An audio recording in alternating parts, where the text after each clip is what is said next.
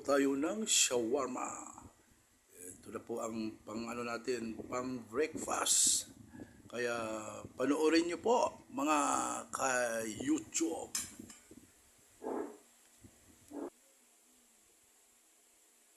Ano po yung ano natin, breakfast natin. Kaya ayan, kamayin ko na lang po ito. Ito yung pipino. Ayan. Kamayin na lang natin. Mas masarap kasi pag kinakamay. At saka ito, tomato. Galing pa ito sa ano ko, sa garden. Itong tomato na to, green, para mas masarap. Kasi ito po yung nababagay sa shawarma.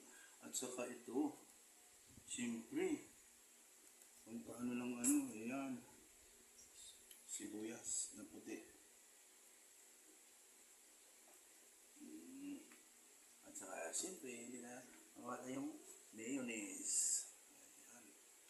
Sarili na lang ito, version ng ano, pagkagawa ng shawarma. Ayan, ayan, wow. At saka, siyempre, i-rolls mo na. Ayan o. Diba? O, ayan na.